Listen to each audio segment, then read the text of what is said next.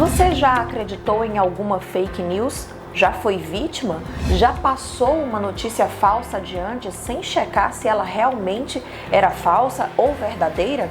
As tão faladas fake news não são tão novas quanto parecem. Porém, na internet, com as redes sociais, elas se espalham como vírus, muitas vezes até fatais.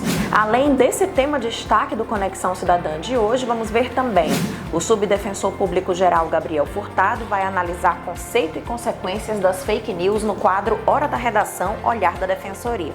No quadro Transformando Vidas, vamos ver a história de Dona Elisa, uma idosa que vive em Rosário e é super ativa, mas um problema na visão quase tira dela a liberdade. Com a ajuda da Defensoria, tudo se resolveu. Já no quadro Se Liga na Lei, o subdefensor vai responder a dúvidas sobre os seus direitos.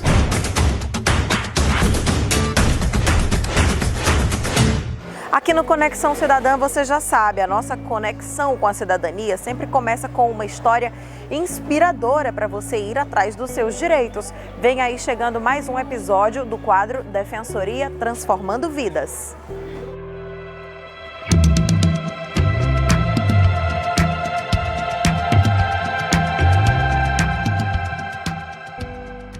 Já imaginou, de uma hora para outra, perder a visão? Agora imagine para uma pessoa de 81 anos, super ativa, habituada a fazer tudo sozinha, completamente independente. Essa situação realmente não é nada fácil, mas foi exatamente isso que aconteceu com a Dona Elisa, uma jovem e alegre senhora que vive no interior do Maranhão, em Rosário, aqui pertinho de São Luís. Nem ela, nem a família tinham como custear o tratamento que seria a solução para esse problema. Mas tudo se resolveu. Veja agora de que forma tudo aconteceu. Eu ia cuidar do meu quintal, cuidar das minhas galinhas, cuidar da minha casa. E eu me achar numa situação de não poder mais e deixar na mão dos outros senhores, aquilo me doía demais.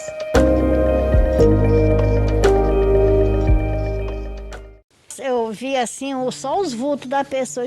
Aí eu fiquei desesperada. Eu comecei a dizer, meu Deus do céu, será possível que eu vou ficar cega? Dona Elisa tem 81 anos, mas só de idade mesmo. Tudo que tu imagina que não era para ela fazer, ela faz.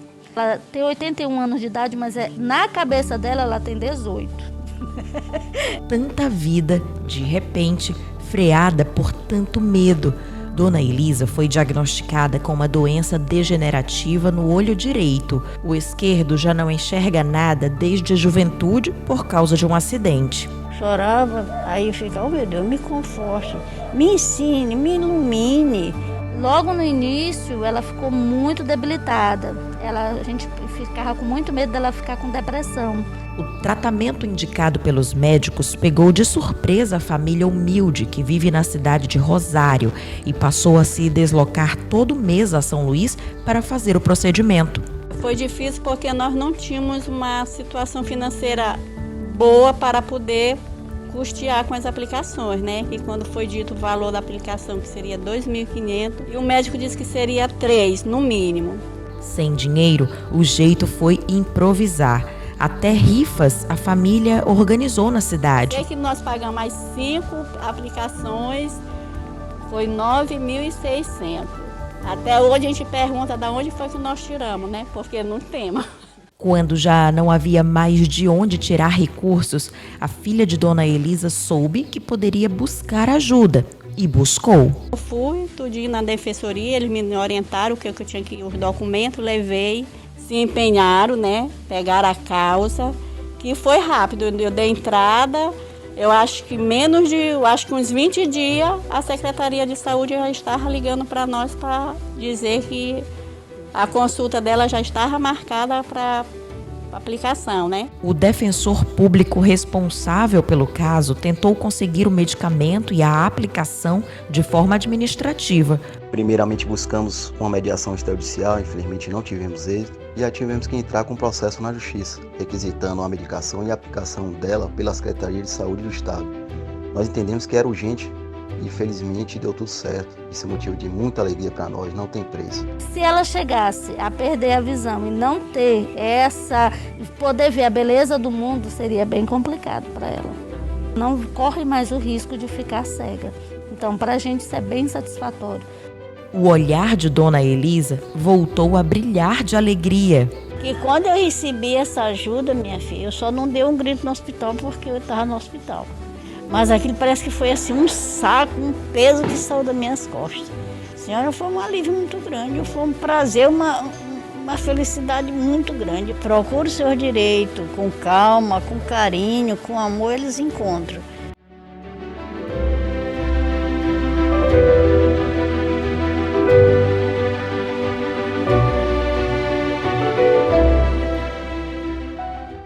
Bem, aqui ao meu lado eu tenho mais uma vez a alegria de receber o subdefensor-geral do Estado, Gabriel Furtado. Seja bem-vindo, defensor, mais uma vez ao Conexão Cidadã. Muito obrigado. Então vamos começar o nosso bate-papo. A gente acabou de assistir a essa matéria emocionante, mostrando a transformação na vida não de uma pessoa, mas de uma família inteira, graças à garantia de um direito básico, o direito à saúde. Gostaria de saber de você se essa é hoje uma das demandas mais frequentes na defensoria, o direito à saúde requisitado como garantia. Bem, infelizmente, sim. É um direito que é muito violado e é um direito que é muito solicitado aqui na Defensoria Pública. A Constituição Federal, em seu artigo 196, estabelece que a saúde é direito de todos e todas. Então, quando um cidadão, uma cidadã, tem dificuldade de acesso a esse direito, seja de uma consulta ou um grande tratamento médico, ele pode procurar a defensoria e isso, infelizmente, ocorre diariamente. Defensor, no caso da Dona Elisa, que é a idosa, ela estava praticamente morrendo de dentro para fora, perdendo a vontade de viver. E essa garantia tornou a vida dela com qualidade outra vez. Um dado curioso é que a família dela não sabia que podia contar com a defensoria. Isso é um desafio ainda, principalmente no interior do estado? É um grande desafio.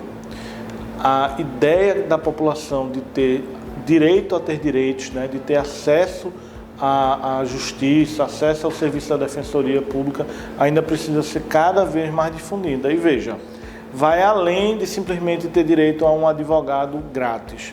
Porque eu tenho certeza que essa família, a partir de agora, está replicando o conhecimento. Ela, quando vê outra situação dessa na comunidade, já vai saber a quem se direcionar. Aconteceu. Um outro cidadão com um problema semelhante na visão também foi em busca. Olha aí. Então isso é o verdadeiro significado do acesso a direitos. Não é só entrar com uma petição, né? É você difundir essa educação em direitos humanos.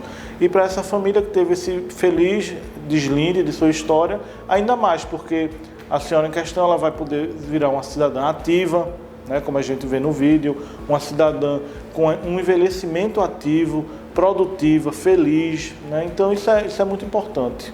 Um dado curioso também, um fato curioso nessa história é o fato de que, por ser idosa e estar com problema na visão, às vezes essa cidadã não conseguia ir até o núcleo, mas o defensor ia até ela. Esse é o ideal de defensoria que se busca? Esse é o ideal, Dalva. Esse é o ideal, que é a defensoria, e aí nesse caso representada pelo defensor, indo na comunidade, indo na casa do assistido, no quintal do assistido, como a gente vê no vídeo, e garantindo a ele acesso a direitos. O perfil da defensoria não pode ser aquele que você fica num gabinete esperando as pessoas simplesmente chegarem, onde é mais confortável para o defensor ou para a defensora.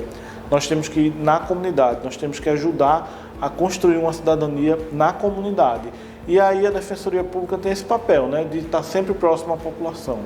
Muito bem, defensor. Agora a gente, para as pessoas que estão nos acompanhando, a maioria provavelmente de jovens estudantes se preparando para se tornarem profissionais, quem tem direito ao serviço da defensoria? Tem um problema de saúde, se reconheceu na história de Dona Elisa, como saber se pode contar também com a defensoria?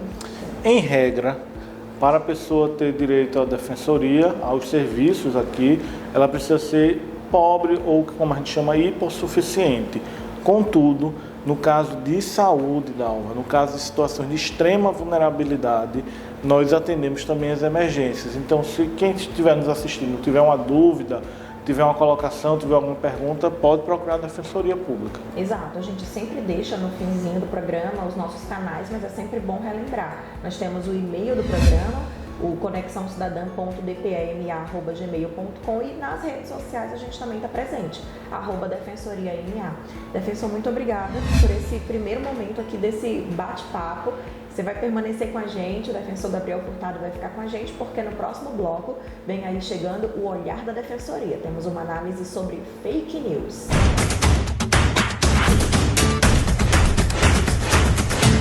Um estudo realizado pelo Instituto Mundial de Pesquisa em 2018 sobre falsas notícias, pós-verdade, verdade e filtro de bolha mostra que 62% dos brasileiros já caíram em alguma fake news, número acima da média mundial, que é de 48%. Já um levantamento mais recente, agora de 2020, feito pelo Instituto Reuters, mostra que no Brasil 48%, ou seja, quase a metade da população, diz usar o WhatsApp como principal fonte de notícias. Só para se ter uma ideia, nos Estados Unidos, apenas 4% da população usa essa plataforma como fonte de informação. Aí fica mais fácil entender como que aqui no país uma notícia falsa se espalha tão depressa, não é? Bom, ao contrário do que muitos podem imaginar, não é vítima apenas quem vê o próprio nome ou a própria imagem manchados por uma notícia falsa. Todos nós, enquanto sociedade, somos atingidos. As consequências podem ser catastróficas. Bom, neste bloco, o subdefensor Gabriel Furtado vai falar um pouco mais sobre as fake news, dar conceitos, falar das consequências, para lhe ajudar a construir uma redação caso o tema tenha a ver com fake news. Bom, defensor, agora eu já vou sair de cena, então a palavra é sua. Muito obrigado.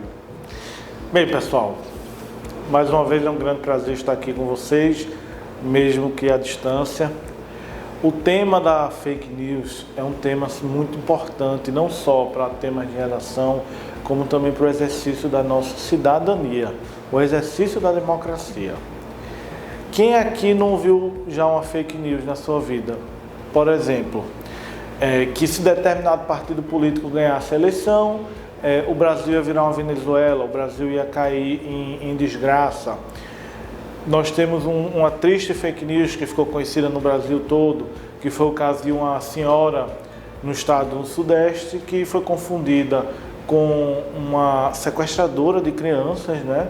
A foto dessa sequestradora circulou e colocaram como se fosse essa senhora. Ela foi agredida, foi linchada e veio a óbito. Ela faleceu por conta de um ódio gerado pela fake news. E por aí a gente tem várias no contexto aqui da pandemia.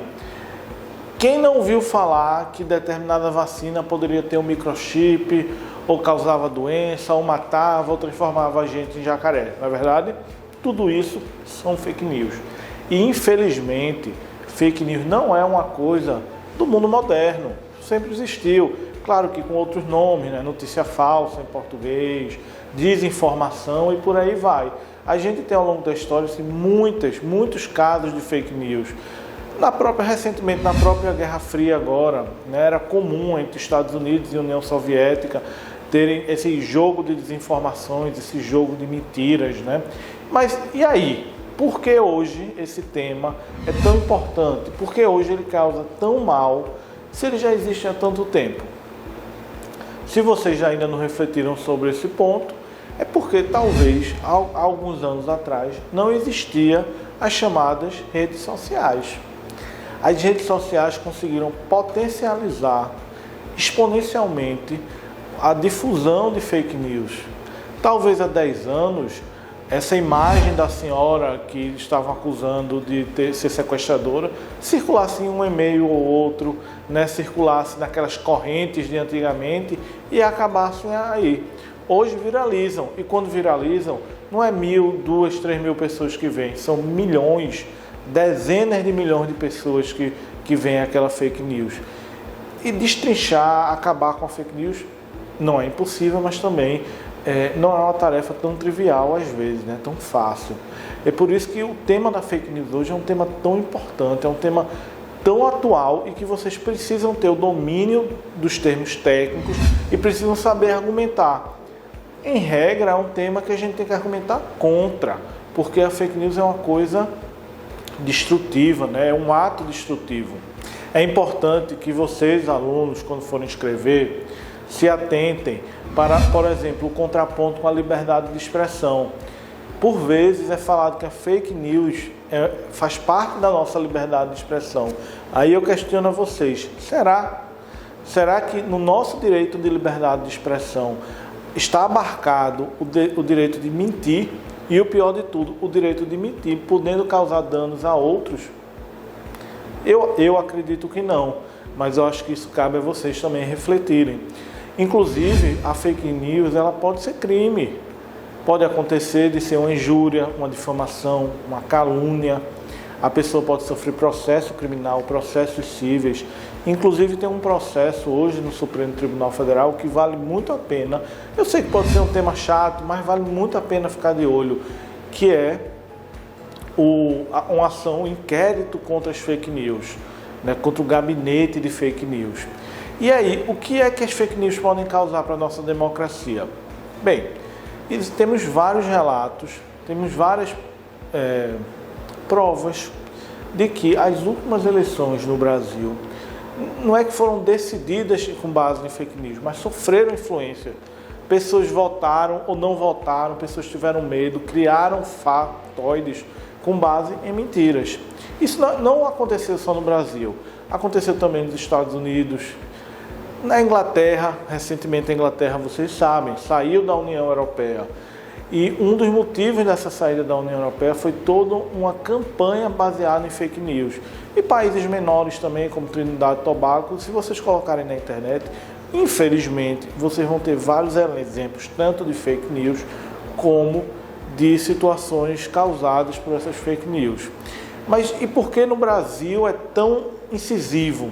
Apesar de ser um tema mundial, no contexto brasileiro é um pouco diferente, porque em torno de 62% dos brasileiros, de acordo com o Instituto de Pesquisa Ipsos, já caíram em fake news. E em torno de 48% usam o aplicativo de WhatsApp como fonte de notícia. Para vocês terem uma ideia, nos Estados Unidos, esse índice de uso do WhatsApp chega a 4%. Então isso potencializa os danos causados por fake news aqui no Brasil. E como evitar? Então a gente já sabe que a fake news não é um processo recente, mas que ela está sendo potencializada por conta das redes sociais, que ela é um processo que atinge o mundo todo, contudo no Brasil ela é mais incisiva, que ela não decorre da liberdade de expressão, porque o discurso de ódio não está abarcado na liberdade de expressão, e que ela pode, inclusive, gerar indenização por danos morais e processos criminais. Mas então, o que fazer com esses dados? Como evitar fake news? Existem vários mecanismos, existem empresas que fazem checagem de fatos, checagem de dados, mas nós, no nosso dia a dia, podemos tomar alguns cuidados básicos que vão evitar tragédias até e danos à nossa democracia. Por exemplo, sempre considerar a fonte da notícia, se é uma fonte confiável, se não é, verificar se aquele autor é verdadeiro, verificar a data, né? Muitas fake news, elas até são verdadeiras, mas são de datas fora do contexto. Verificar também, se é importantíssimo, se é preconceituosa, se é um discurso de ódio, né? Isso tem que ser evitado. Ler mais sobre aquela notícia antes de compartilhar. E veja, na dúvida, não compartilhar. Então, pessoal, é isso. É um tema que vocês precisam aprofundar, não só para uma redação, mas também para o exercício da cidadania. Mas é um tema relevantíssimo para a nossa democracia, é um tema muito importante para o Enem e estamos à disposição para qualquer dúvida, para maiores esclarecimentos ou para uma segunda aula com maior aprofundamento.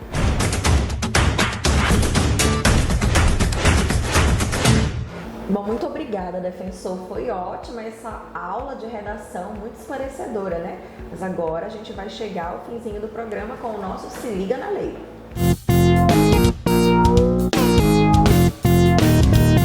Bom, no Se Liga na Lei, o defensor público convidado aqui hoje, o subdefensor-geral Gabriel Furtado, esclarece algumas dúvidas sobre os seus direitos, os nossos direitos. Defensor, eu tenho algumas perguntas que são recorrentes na defensoria, dúvidas comuns. Então, na primeira perguntinha já diz o seguinte: No que consiste a prioridade especial do idoso com mais de 80 anos? Bem, os idosos têm prioridade por lei, ou seja, eles têm prioridade de fila, de estacionamento, tramitação de processo e de obtenção de políticas públicas também. Contudo, com o envelhecimento da população brasileira, verificou-se que, além dos idosos acima de 60 anos, nós temos idosos que têm uma grande faixa de pessoas com acima de 80 anos. E se criou o que se chama informalmente da prioridade da prioridade, que os idosos de 80 anos têm prioridades acima dos idosos de 60 anos. Então, quando um idoso de 80 anos chega numa fila, numa vaga de estacionamento, para ser atendido no serviço como a Defensoria Pública, ele tem a prioridade máxima e é isso que a lei garante. Muito bem. Próxima perguntinha. Eu posso entrar com alguma ação para obrigar meu pai a morar comigo ou com algum dos meus irmãos? Meu pai mora longe. Acreditamos que ele ficará melhor morando com os filhos.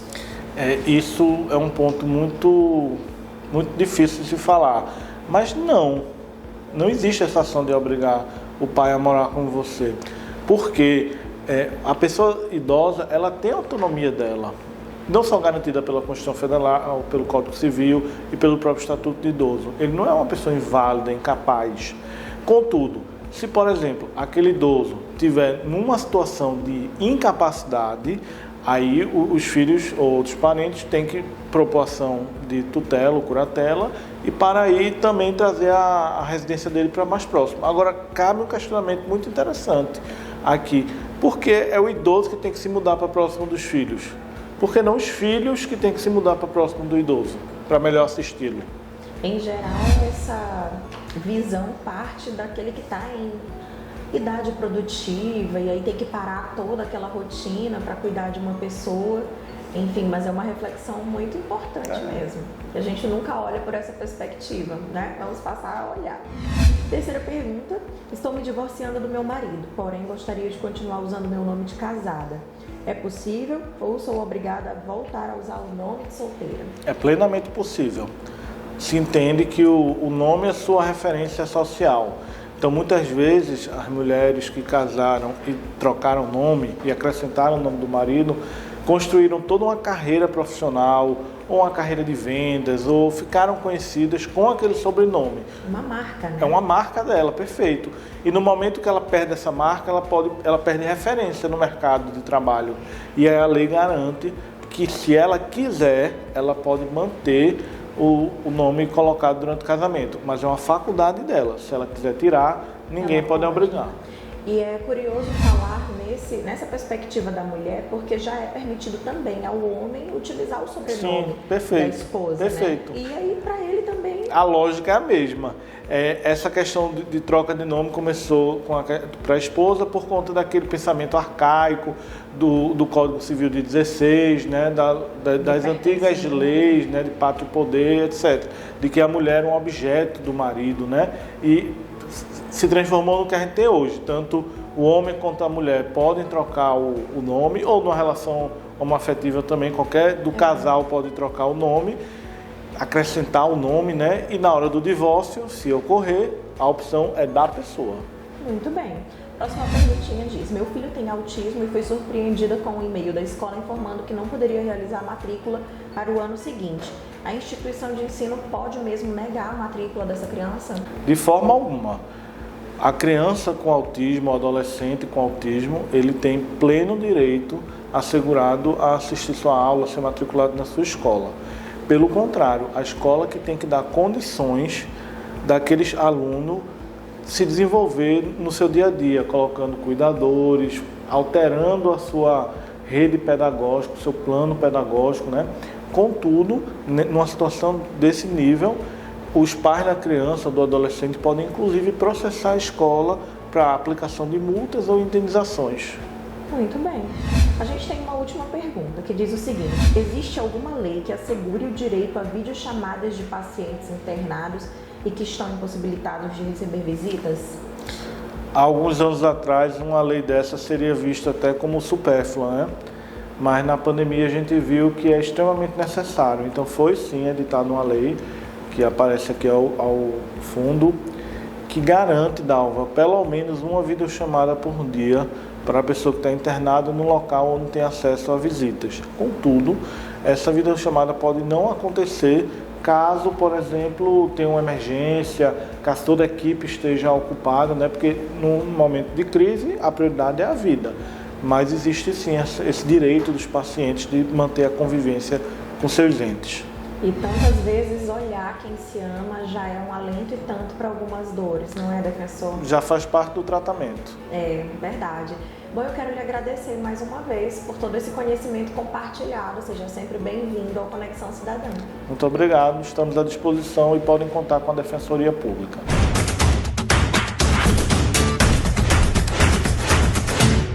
Participe do Conexão Cidadã. Você gostou do programa? Tem um elogio, uma sugestão, uma crítica a fazer? Manda pra gente. O nosso e-mail é conexãocidadã.dpema@gmail.com. Nós também estamos nas redes sociais. É só seguir lá no Instagram, no YouTube, no Facebook, @DefensoriaMA. Muito obrigada pela sua companhia e até o nosso próximo encontro. Tchau, tchau.